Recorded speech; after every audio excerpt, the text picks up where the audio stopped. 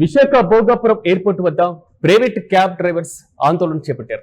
ఇటీవలే భోగాపురం అంతర్జాతీయ విమానాశ్రయం అత్యంత అట్టహాసంగా ప్రారంభించినటువంటి నేపథ్యం, కానీ అక్కడి నుంచి రవాణా మార్గాలు, రవాణా ఛార్జీలు, మౌలిక సదుపాయాల కల్పన, బస్సులకు సంబంధించినటువంటి సర్వీసుల ప్రారంభం, ఈ మొత్తం అంశాలలో అనేక ప్రశ్నలు, అనేక సందిగ్ధత, అనేక ఆందోళన కొనసాగుతూనే ఉంది. కమర్షియల్ ట్యాక్స్ వెయిటింగ్ ఛార్జీలను భారీగా వసూలు చేస్తున్నారంటూ తాజాగా డ్రైవర్లు ఆందోళన చేపట్టారు. 600 రూపాయల ట్యాక్స్ వసూలు చేయడం పైన వారు మండిపడుతున్నారు. 700 రూపాయల ట్రిప్ ఛార్జ్ అయితే దాంట్లో ట్యాక్స్ కేవలం 600 రూపాయలు మాత్రం మొత్తం చెల్లిస్తున్నామంటూ ఈ దారుణమైనటువంటి నిబంధనలు ఉన్నాయంటూ కూడా వారు మండిపడుతున్నారు. కనీసం 2-3 నెలలైనా ఈ నిబంధనలు పక్కన పెట్టాలి, వీటిని సడలించాలంటూ కూడా డ్రైవర్లు విజ్ఞప్తి చేస్తున్నారు. ఎయిర్పోర్ట్ కు ప్రయాణికులు అలవాటు పడే వరకు తమకు మినహాయింపు ఇవ్వాలంటూ వారు ఆవేదన వ్యక్తం చేస్తున్నటువంటి పైన, దీంతో పాటుగా తమకున్నటువంటి నిబంధన ప్రకారమే ఛార్జీలు తీసుకుంటున్నామంటూ కూడా ఎయిర్పోర్ట్ సిబ్బంది చెప్తున్నటువంటి తీరును మనం చూస్తున్నాం. కాగా ఆగస్టు 17 నుంచి ఎయిర్ సర్వీసులు ప్రారంభమైనటువంటి సంగతి తెలిసిందే. విశాఖపట్నం సమీపంలో భోగాపురంలో ఉన్నటువంటి అల్లూరి సీతారామరాజు అంతర్జాతీయ విమానాశ్రయానికి సంబంధించి ఇప్పటికే సాధారణ ప్రయాణికులకు సంబంధించిన కమర్షియల్ ఫ్లైట్లు కూడా రాకపోకలు సాగిస్తున్నాయి. కానీ ఆ పరిసర ప్రాంతాల్లో ఎప్పుడు సంచరిస్తూ ప్రయాణికులను ఎప్పుడు ఎయిర్పోర్ట్ దగ్గరికి చేర్చేటువంటి ప్రైవేట్ క్యాబ్ డ్రైవర్లు తాజాగా ఆందోళనకు దిగడం కొత్త చర్చకు దారితీస్తున్నాయి. అసలు విమానాశ్రయంలో ప్రయాణికుల యొక్క రాకపోకలు ప్రారంభమైనటువంటి తొలి రోజుల్లోనే క్యాబ్ సర్వీసులకు సంబంధించినటువంటి కమర్షియల్ ట్యాక్స్ వెయిటింగ్ ఛార్జీలను ఈ వివాదం మొత్తం కూడా తెర మీదకి వచ్చింది. ఇంతకు వారు ఏమంటున్నారు? ఈ ఆందోళన చేపట్టడానికి ఏదైతే కీలకమైనటువంటి వివాదం ఉందో, కీలకమైనటువంటి ఆందోళన చేపట్టడానికి ఉన్నటువంటి ఈ ప్రక్రియ ఉందో, దానికి సంబంధించినటువంటి విజువల్ ను ఒకసారి చూద్దాం. సమాధానం చెప్పండి. 600 చెప్పండి 4 hours కాదు, 10 hours ఉంటాం ఎయిర్పోర్ట్ లో. 10 hours ఉంటాం. सर जी सुन लीजिए, जी बोर्ड लगा हुआ है।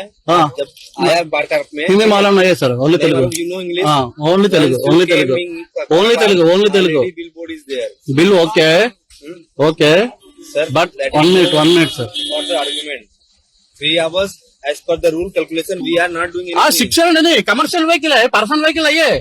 Okay, what about personal customer इसको 400 కట్టాలి డీల్ కి. okay, now what you do? Waiting charge, waiting charge, how much waiting charges है? that is we are not I rules होंगे यार. fraud people, fraud jobs. you frauds है. 600 600 भाई, 600 भाई. I'm not this keeping my money in the pocket, your money. Okay, I'm not keeping your money in the 600 600 क्या sir? direct airport. 600 क्या sir? Don't call me for 600 भाई. my trip is 700 100. my trip is 700. that you take. Why you stay 3 hours? భయ్యా 100 మంది తీసుకొస్తున్నావా? మీకు ఖర్చు అయిపోయి చెప్తున్నాను. ఇప్పుడే తీసుకొస్తాను లోనికి వెళ్ళి. నాకు ఆ సత్తా కూడా ఉంది చెప్తున్నాను. ఏంటి అవును 600 700 ట్రిప్ 600కి ఎలా కడదాం చెప్పండి. ఏంటి రూల్ చెప్పండి. మీరు రాష్ట్రం డెవలప్ చేస్తారా లేకపోతే చేస్తారా చెప్పండి. ఇదే డెవలప్ 600 ఎవరు కడతారు ట్యాక్సీకి?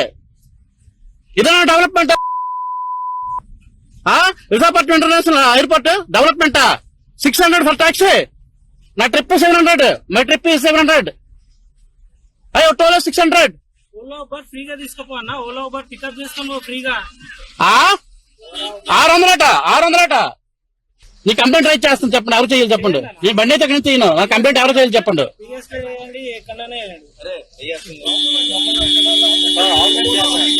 600 కట్టాలంటే పార్కింగ్ ఆర్గ్యుమెంట్ చేస్తే ఇంకేం చేస్తాం. నీ శాలరీ ఏంట? నీ శాలరీ ఎంత చెప్పండి. చేస్తామని నాకు అన్యాయం జరుగుతుంది. నాకు అన్యాయం జరుగుతుంది. నెక్స్ట్ టైం కాదండి, నెక్స్ట్ టైం కాదు. ఒక 1 month ఓపెన్ చేయండి. ఒక 1 month రూల్స్ మార్చండి. ఒక్క రోజు కూడా చేసాడు ఇది. 1 month టైం పడుతుంది. 1 month చెయ్యండి. ఒక ట్యాక్స్ ప్రయాణికులను తీసుకొని విమానాశ్రయానికి వెళ్ళడానికి 700 రూపాయలు ప్రయాణికుల దగ్గర నుంచి ఛార్జ్ చేస్తుంటే 600 రూపాయలు ఓన్లీ ట్యాక్స్ కి కట్టి విమానాశ్రయంలోకి ఎంట్రీ ఇస్తే, అంటే ఆ సదరు ప్రయాణికుడి యొక్క డ్రైవర్ 100 రూపాయలు మాత్రమే ఎయిర్పోర్ట్ వరకు తీసుకోవాలి. 600 రూపాయల ట్యాక్స్ ను ఏ విధంగా వసూలు చేస్తారంటూ తన ఆవేదనను అధికారుల ముందు వెళ్లబోసుకుంటున్నటువంటి విజువల్ ని మనం చూసాం. ఆగస్టు 17, 2026 మన భోగాపురం ఎయిర్పోర్ట్ ను ఘనంగా ప్రారంభించుకున్నాం. సో వాణిజ్య విమాన సర్వీసులు కూడా ప్రారంభమయ్యాయి. విశాఖపట్నం నుంచి విమాన ప్రయాణాలు మొత్తం కూడా భోగాపురానికి తరలించేశారు. కానీ కొత్త ఎయిర్పోర్ట్ నగరానికి దూరంగా ఉండడంతో ప్రయాణికులకు క్యాబ్, బస్ వంటి రవాణా సదుపాయాలు మాత్రమే కీలకంగా మారుతున్నాయి. వీటిపైన డిపెండ్ అయి మాత్రమే ప్రయాణికులు ఉన్నారు. ఇప్పటివరకు విమానాశ్రయం విశాఖపట్నంలో ఉంది కాబట్టి, చాలా దగ్గరగా ఉంది కాబట్టి, అక్కడ ఉన్నటువంటి రవాణా సదుపాయాలు చాలా మెరుగ్గా ఉన్నాయి కాబట్టి సకాలంలో విమానాశ్రయానికి వెళ్లేటువంటి తీరు గురించి చాలా స్పష్టంగా ఉన్నాయి. కానీ ఇప్పుడు విమానాశ్రయం కొత్తగా విశాఖపట్నానికి చాలా దూరంగా భోగాపురంలో ఉంది.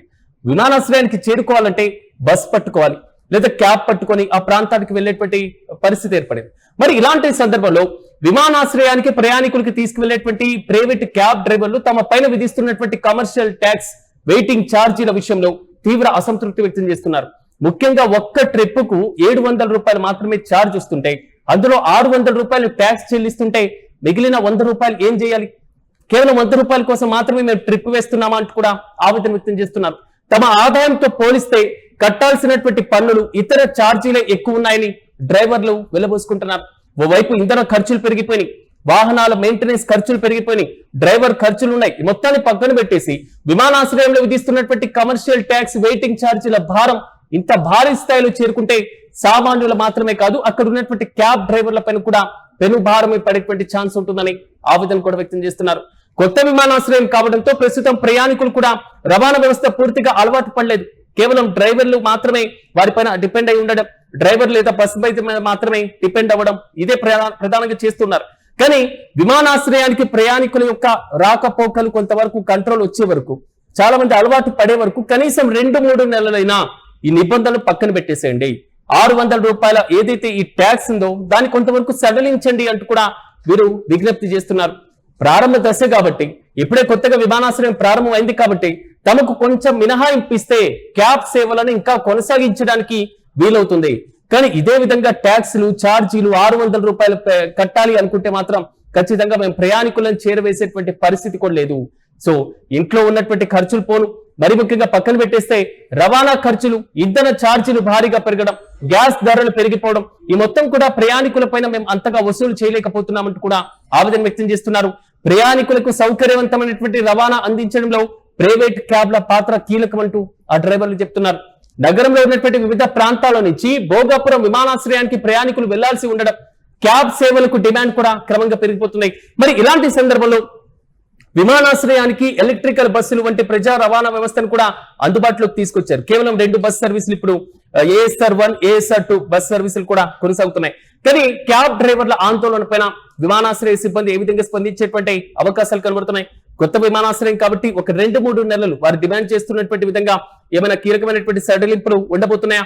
కమర్షియల్ ట్యాక్స్, అదేవిధంగా వెయిటింగ్ ఛార్జీలు వసూలు చేస్తున్నామని వారు చెప్తున్నా, నిబంధనల ప్రకారమే వసూలు చేస్తున్నామని చెప్తున్నా, భారీ స్థాయిలో భారం పెరుగుతుంది. కాబట్టి దీనిపైన ప్రభుత్వం కూడా సకాలంలో కీలక నిర్ణయం తీసుకోవాలని క్యాబ్ డ్రైవర్లు ఆవేదన వ్యక్తం చేస్తున్నారు.